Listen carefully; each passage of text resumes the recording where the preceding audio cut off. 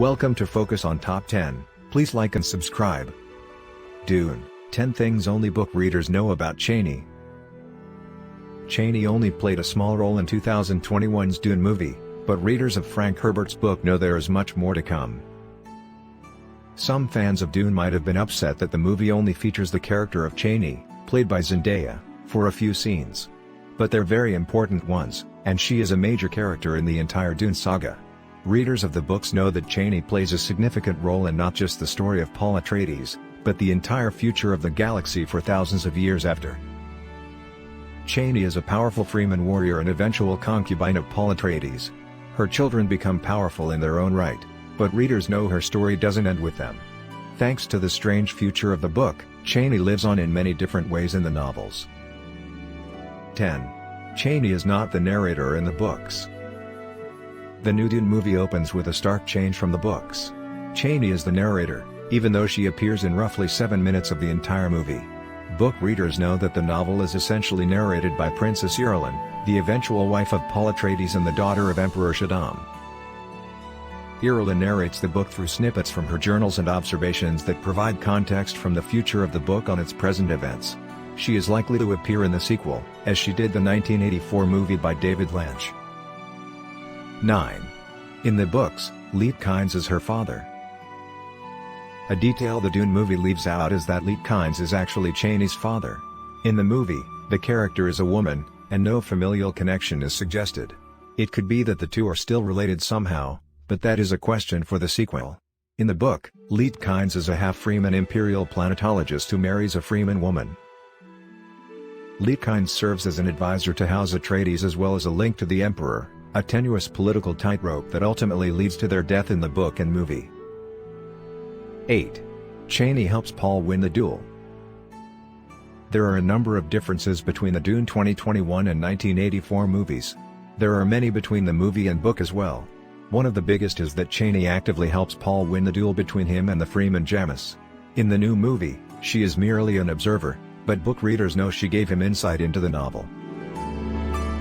Her counseling Paul on how to win the duel plays into their eventual relationship in the books, with a mutual trust that builds over time and leads to their exchanging ideas and experiences that make them both stronger. 7. Chani eventually becomes Paul's concubine. Paul's visions of Chani come true in the movie, in a way. As is the case in the books, the two eventually become lovers and Chani becomes his concubine. She is at his side through his ascension to the role of Muad'Dib among the Fremen and the defeat of the Harkonnens on Arrakis. She remains his lover when he becomes emperor in later books. Their early relationship is marked by a lot of success, but also tragedy. Their first child, a son named Leto, dies in a horrific attack by the Harkonnens on Arrakis. 6. She does not become his wife. Despite the clear attraction between Paul and Chani in the movie as well as her prominence in his visions, she does not become his wife in the books. Like with his parents, Duke Leto and Lady Jessica, this arrangement is purely political, as it allows Paul to marry Princess Irulan and secure his power in the galaxy. Chani never loses her place in Paul's heart despite this arrangement, though she takes some convincing. Both Paul and Lady Jessica lobby her to accept it, with Jessica's experience being a key factor. 5. Discrepancy in birth date. Dune is a movie set in the far distant future, tens of thousands of years from the present day.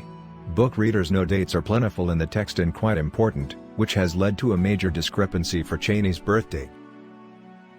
In the Dune novels written by Frank Herbert, Chani's birth year was given as 10,178.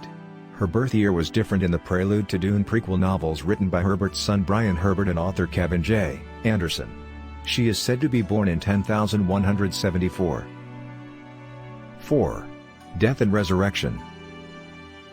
Chani's life is in many ways tragic. In the books, she dies in childbirth giving birth to her twin children with Paul, Leto II, and Ghanima. Though she has a chance to come back to life as a Ghola, a clone essentially, Paul declines this and prefers to respect her life as it was. That's not the end for Chani, however. A Ghola of Chani ultimately does manifest in the 2006 sequel Hunters of Dune, written by Brian Herbert and Kevin J. Anderson. She returns along with Paul to help defeat a new generation of highly advanced machines. 3. Happy ending. Despite the unusual and sometimes tragic nature of her life, Chani does get a semblance of a happy ending. In the Sandworms of Dune sequel novel from 2007, set 5,000 years after the events of the first book in the series, Golas of Paul and Chani are reunited in life. They return to Arrakis and begin to restore the Fremen to their original way of life. The two fall in love again and oversee a peaceful and somewhat idyllic reversion to nature on Arrakis. For Paul and Chani, it's a kind of happily ever after the original versions didn't get. 2. The Weirding Way. Book readers know that Chani is one of the most powerful characters in the Dune books thanks to the Weirding Way. Sure to be a major feature of the sequel, the Weirding Way is the Fremen term for the Bene Gesserit martial art known as Prana Bindu.